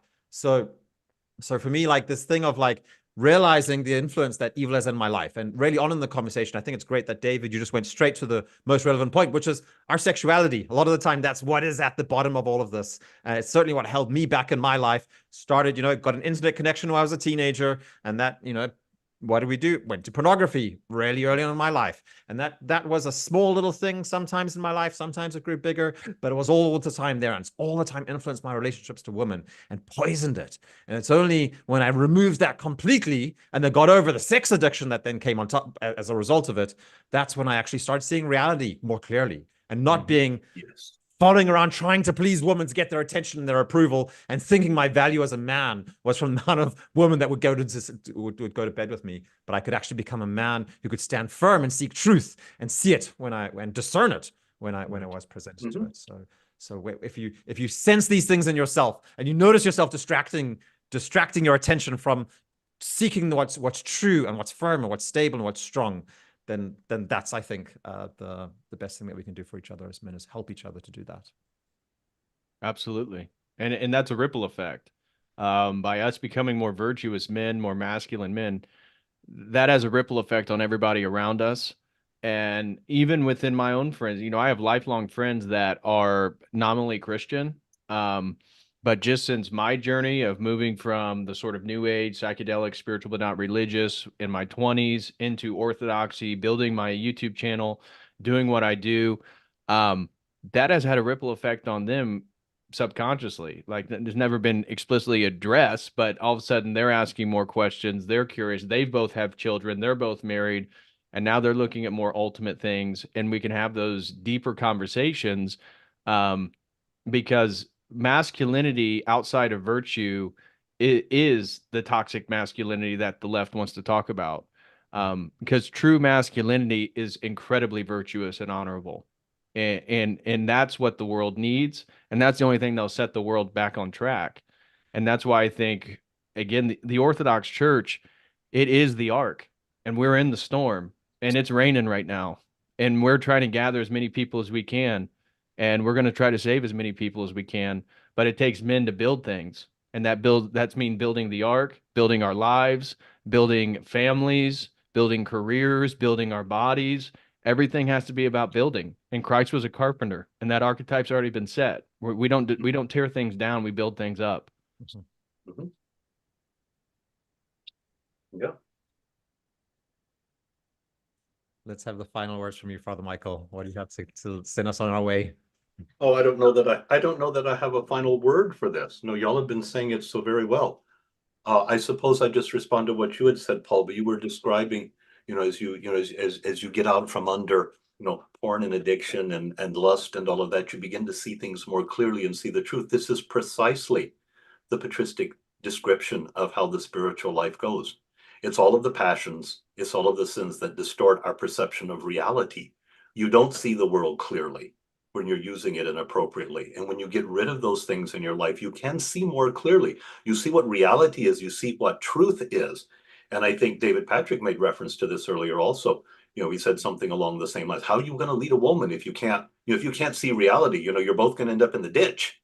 Is where you're going to end up. So, sort of fundamental to all the work that I do, I say it is, again, what both of you have also said. I'm hearing such resonance in the three, in three approaches to exactly the same truth. You become the best man you can be. Optimize your life. Get right with Christ and orient your life according to the gospel. And the more you correct your own life, the more clearly you can see your path forward, not only in a spiritual sense towards your own salvation, but clearly in the direction your life needs to go, in your vocation, in your relationships, in your marriage, and everything else. It just gets clearer the more we overcome our own passions and grow closer to Christ. So ultimately, he is the foundation. He's also the goal, the ultimate goal in the end towards which everything is oriented. So if we can keep Christ first and foremost, there's a reason why we say, love God first and then love our neighbor. If we can do that, and again, use our masculinity to glorify God and also our masculine gifts to serve our neighbor, starting with our families, we can do a huge amount of good in the world. I think we could look back and be amazed at the effect that we can have on people around us. And as David Patrick was saying, a subconscious influence on his friends. Yeah, maybe it's subconscious influence because of the direction his life has taken. Maybe it's that little sort of mystical thing that we always quote, from Saint Seraphim of Sarov. You begin to acquire the spirit of truth, and 1,000 people around you are going to be saved. And it's not because you argue theology with them on the internet. It's Right. because simply you are embodying the grace and the love of Jesus Christ, that it just beams out from you and affects everybody else. So there's a beautiful thing there. I don't know if that's the last word or not, but that's all I got. This has been incredibly fun, and it's been a privilege and an honor to talk with both of you today. I really have enjoyed this conversation. Well, thank you both of you for joining. It's greatly appreciated. We just got a super chat. It's the first ever super chat on this channel. So I'm gonna make sure that's we got $5. That's fantastic. Thank you, Petra. I was asked, so David, Patrick, Henry, are you gonna go by Dr. DPH when you get your PhD? I will not use that for people to call me doctor. Yeah, he asked, it's a play on my initials. Will I go by DPH PhD? I will use that when I publish books and stuff like that. At this point, the degree is I've devoted over a decade of my life to try to acquire this thing, and my life took a turn towards orthodoxy, which I wasn't expecting. And now I have no intention to work in the academy at a university, and that was partly why I created Church of the Eternal Logos, was to have an outlet where I love to do research. I love to read books, and I love to try to connect dots and create theses and arguments and try to present those. And now I have a platform to do that. And God willing, I hope that I'll be able to take care of my family doing this and build a further and further online presence and a business, and utilize the skills that the academia did give me, research skills, skills to discern, philosophical skills, but basically take that and be able to provide value and knowledge to people that you don't need to go to a class at the university. You know, if you appreciate it, you can help me out and you can support my work. But yeah, Petra Garde, he's a good guy. He supports my community as well. And so no, I will never have somebody call me doctor or PhD. Just my names, which I already got 3 first names, David, Patrick, Harry. So and my Christian name's Patrick, so that's the one I go by most. But that's good enough for me. I just hope that I can continue to provide value for people, and God willing, be able to live my life in the direction that I know is right. Good. Yeah. Well, I mean, it's great to hear that decision. We're 3 guys in the same boat in some ways. Actually, Father Michael and I are running a network of online groups. Father Michael's actually planning to be launching a new group just in the month of February. We're planning, and so we're both. I'm earning my life, paying my rent through providing these online services as well, and especially running a network of groups that guys can subscribe to or look at. So people can take a look at manifesto.com if they're interested in that. I highly recommend, if you're a man and you're looking for great life advice and interpretation of what's happening in the culture, go check out David Patrick's channel. It's a really, really great thing. The more I've looked at it, the more I've just really appreciated the stuff that's there. There's some really great content about masculinity, and I think you brought some of that into the conversation. So thanks for that today. Yeah, I hope, again, God willing, my goal is to actually, before I finish the PhD, within the next few weeks, I hope to put a book together to lay out some of these ideas more systematically. I don't know what the title is. I really don't have a working title, but basically lay out how you're going to build yourself as a man. If you're a Christian man, and it's not just for Orthodox, but I'll be explicit that I'm coming from an Orthodox perspective. But what is Christian masculinity, and why you need to fulfill these categories and these aspects of your life to get the Christian wife. There's all these books on how you get your wife. Well, my book's going to say getting your wife is providence. And the way you get the providence to get the wife is to become the man that you need to be. And so I hope to try to get that done. So this is actually the first time I've announced that, but that's something that I'm going to be devoting the next couple of weeks towards significantly, to create an ebook for men so that they can just have a metric to look at themselves. And all of us are constantly working on this. So this is not an end goal. This is not like a checkbox, but certainly a metric which we can look at ourselves and say, okay, I'm doing good here. I'm pretty poor over here. This might be why God hasn't brought the woman in my life that I need yet. And so that way guys can have a reference to think about this journey that they're on and realize that the woman that we're all wanting, and God wants us to have families. And so it's not that God is keeping is keeping you down. It's that you're keeping yourself down. And once we rise above, then God can use you. And I talk about this all the time, is that, God works in the world through us. Now, of course, he can do everything. He is the Lord Almighty, but as we become one with him, we are conduits.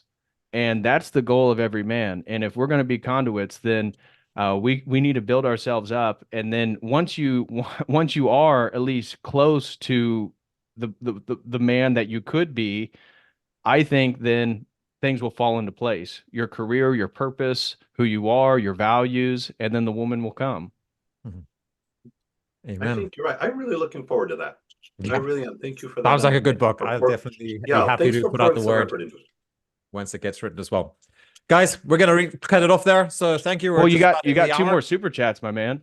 Oh yeah. Well, yeah. So thank you, Bruce Roberts and Villain Junkie. Yeah, this is the first time I'm doing like a proper live stream, so that's great. That's something's happening. Yeah, shout out to all of them. They're all those names look familiar to me. Yeah, I'm guessing that you're the name that's attracted a lot of the attention. So really appreciate you coming on here, David, and really hope that we can have the opportunity to talk again. It's been extremely valuable, and you're good. Yeah. Okay. Thank you very much, gentlemen.